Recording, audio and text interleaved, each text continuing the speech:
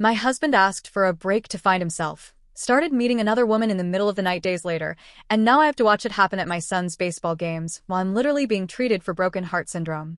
I'm 32, and my husband and I are in the middle of a separation that I never saw coming. We've been together for 15 years. We're high school sweethearts. We built an entire life together, 3 boys, a home, routines, dreams. Now suddenly it feels like the ground under my feet has disappeared. On February 8th, he told me he wanted a break. Not a divorce, not yet, just a break. His exact words were that we needed time to heal and find ourselves because we didn't even know who we were without each other anymore. He also said that the tension between us wasn't healthy for our boys, that they could feel the weight of our relationship. That part confused me the most, because our kids had no idea anything was wrong. When we finally told them we were separating, they were just as shocked and hurt as I was. A week after he asked for the break, I tried to talk to him again. I needed clarity. I kept asking myself what had happened, where we had gone wrong, because from my perspective things seemed normal. Not perfect, but normal. 2 weeks before all this started, we were actively trying to have our last baby. We had been trying for about a year. That's part of what makes this feel so surreal to me. How do you go from trying to expand your family to asking for a break, and then a divorce within a matter of days? That conversation turned into an argument, and that's when everything changed. Suddenly the break wasn't enough anymore. He said he wanted a divorce. Just like that. Like the life we built together could be reduced to a sentence said in the middle of a fight. Maybe there were things I missed. I'm not blind to the possibility that I wasn't fully present this past year. I became a registered nurse 8 months ago, and the transition into that career has been intense. I've been working a lot, sometimes more than I probably should, because I wanted to give our family a better life. I wanted to make sure we had stability, savings, and opportunities for our boys that we didn't always have growing up. But our story is complicated. The first 9 years of our relationship were incredibly hard for me. My husband is an addict, and when he fell into drugs, he fell deep. Those years were chaos. Fear. Uncertainty. I stayed through things that most people probably wouldn't have. I stayed because I loved him and because I believed the man I knew was still in there somewhere. 6 years ago, he got sober. Truly sober. He committed to recovery, and he has stayed clean ever since. I'm proud of him for that, genuinely. Watching someone fight their way out of addiction is not easy, and I know how hard he worked to get where he is. But sobriety didn't magically erase the past. And that's where things became complicated for me. During his recovery, there was this unspoken rule that I couldn't bring up the past. I couldn't talk about what those 9 years did to me, or how some of those memories still hurt. If I tried, it made him feel like he was being dragged back into the person he used to be. So I kept a lot of things to myself. I told myself that protecting his recovery mattered more than unpacking my pain. Over time, those things just sat inside me. He told me recently that during these 6 years of sobriety, especially this last year, he's grown resentment toward me. Hearing that felt like a punch to the chest. Because in my mind, I was the one who carried the scars from those years. But somehow he feels like I've been holding him back. I'll admit, I'm not perfect. When I feel like I'm right in an argument, especially about something important, I can get angry. I can get stubborn. Finances have been one of our biggest points of tension. I work as a nurse now, and my income is significantly higher than his. He's a paraprofessional at an ISD, and he works hard, but the reality is that he doesn't make even half of what I make each month. Because of that, the majority of our household finances fall on me. The mortgage, the bills, groceries, school expenses for the kids, most of it comes out of my paycheck. I've never thrown that in his face, but I'd be lying if I said it didn't weigh on me sometimes. Especially when I'm exhausted from working long shifts and still trying to hold everything together at home. At the same time, I never stopped loving him. I've said it countless times. I love this man more than I love myself. Maybe that's part of the problem. Maybe I built so much of my identity around our relationship that I never learned how to stand separately from it. Not long after he asked for the break, something else came to light that made everything even harder to process. There's a woman, she's 27, married, and apparently in an open relationship, who had reached out to him on Instagram. At first it looked harmless, at least on the surface. Her first message even started with something like, "I hope this doesn't get you in trouble or anything because I know you're married," and then she went on to talk about her son. Her son happens to be one of the kids at the school where my husband works. My husband had built a really fun teacher-student relationship with him. They'd race each other from the drop-off line to the door in the mornings just to get the kid excited about starting the school day. From the outside, It probably looked wholesome and harmless. But the way she reached out, the way she worded that first message, it sat wrong with me from the beginning. Maybe I'm biased now, but I can't shake the feeling that the intentions were there from the start. After he asked for the break, I discovered that he and this woman started talking more regularly. What started as casual messages quickly turned into something much more frequent and personal. Within days, maybe a week at most, they were meeting up late at night. And not just once or twice. These meetups were happening between midnight and 4 in the morning. According to him, they would just sit and talk. He told me they were talking about their relationships, about how unhappy they both were, about life, addiction, and recovery. They both apparently have a past with drugs, and he said it felt comforting to talk to someone who understood that part of his life, without judgment. But it didn't stay purely emotional. Both of them admitted that they had kissed. They insist that's all it was. No sex, nothing beyond that. Just kissing. I don't believe that. Maybe that's wrong of me, but it's what my gut tells me. It's hard enough believing that the man I've been with for 15 years suddenly needed space to find himself, only to immediately start spending hours in the middle of the night with another woman. The timing alone feels like a betrayal. And the situation doesn't stop there. This is where it gets even messier. I can't just avoid this woman or pretend she doesn't exist. Her son plays baseball on my ex's team. My ex is the coach for my middle son, who is 7. That means I have to see her regularly, every week, sometimes multiple times a week, at practices and games. So now I'm stuck in this surreal situation where the woman my husband is emotionally involved with is standing on the same sidelines as me, cheering for the same team, smiling like everything is normal.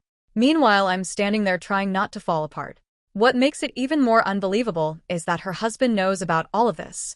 He's 27 too, and apparently he actually encourages the situation because he doesn't want to lose her.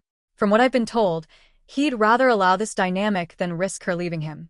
So here I am, living in the same house with a man who says he wants a divorce, watching him leave almost every night to go spend hours with another woman. He gives her the emotional attention, the deep conversations, the understanding that I begged for during our marriage. For years I asked for that connection, and now he's giving it freely to someone else. Then I have to show up at baseball practice and see them in the same space as me, like none of this is happening. It's humiliating. It's painful in a way that's hard to describe. Sometimes it makes me physically sick to my stomach. I feel like I'm slowly disappearing inside my own life. Every day that passes, I feel like I'm losing more of myself. I'm trying to be strong for my kids. I'm trying to keep working, keep functioning, keep pretending everything is okay. But inside I'm exhausted, angry, heartbroken. And part of me keeps asking the same question over and over again. Am I overreacting?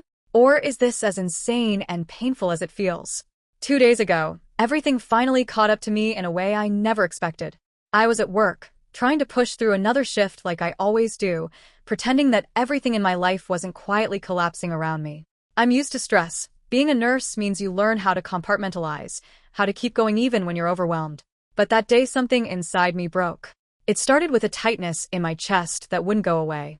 At first I tried to ignore it, thinking maybe it was anxiety or exhaustion. But the pain kept getting worse. It felt heavy, like someone had placed a weight directly on my heart.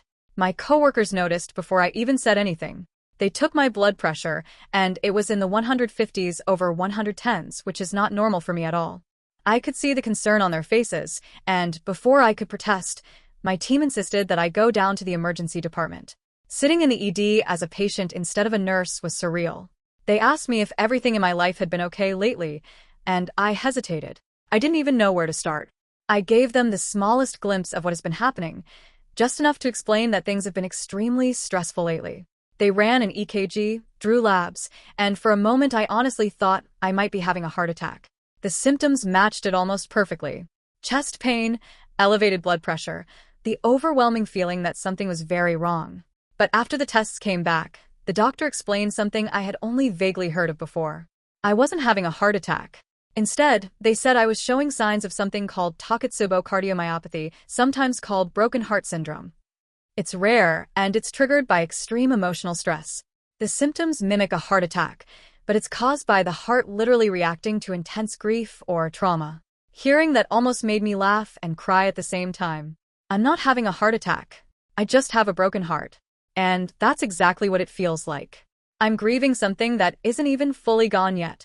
I'm still living in the same house as the man I've loved for 15 years, watching him slowly detach from me while turning towards someone else. Every night, he leaves the house to go see her, and every night it feels like a fresh wound being opened again. He keeps telling me that whatever is happening between them will never go anywhere. That it's just conversations, just someone he can relate to because of their shared past with addiction. He insists it's not serious and that I'm reading too much into it. But how am I supposed to believe that? How am I supposed to watch him leave our home in the middle of the night to spend hours with another woman and convince myself it means nothing? I've started making plans to move out. I found a rental, and I'm counting down the days until I can finally leave.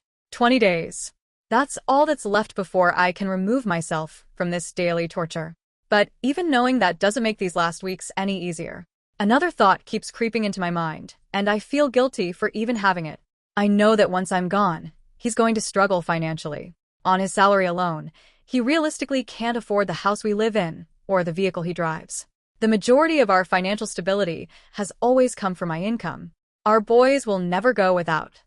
That's not even a question in my mind. I will always make sure they're taken care of. But part of me wonders if I'm wrong for not feeling responsible for how hard things might become for him. If he has to change careers or adjust his lifestyle to maintain things on his own, is it wrong for me to think that's simply the reality of the choices he's making? Every night when he walks out the door to go see her, it feels like my chest caves in all over again. And the worst part is how I respond to it. I find myself begging him, texting him, asking him to just hear me, to see how much pain this is causing. I hate that version of myself. His response is always the same. He says he has to keep a wall up between us because both of us can't be cracking for the boys. He says one of us has to stay strong.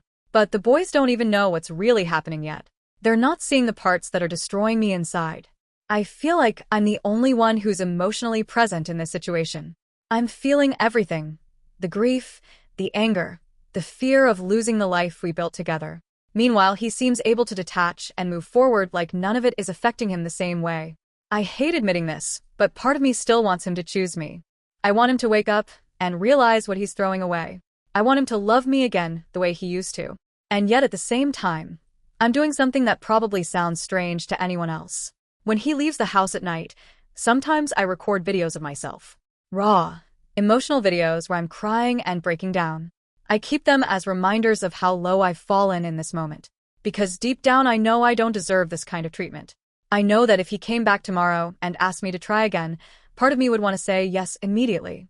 Those videos are there to remind future me how much this hurt, so I don't forget. I've been in therapy throughout all of this, and my therapist keeps telling me the same thing. I'm not crazy. I'm overwhelmed. I'm grieving. I'm grieving the loss of the love of my life. I'm grieving the life we built together. I'm grieving the family structure I always believed our boys would grow up in. The thought of them having to move between two homes is something I never wanted for them. It breaks my heart in a completely different way. I keep asking myself the same questions over and over. Am I overreacting to everything that's happening? Am I wrong for believing that his relationship with this woman means more than he's admitting? Am I wrong for finally stepping away and choosing my own sanity after everything we've been through? Or am I simply a woman who loved deeply, believed in her family, and is now trying to survive the slow collapse of the only life she's ever known?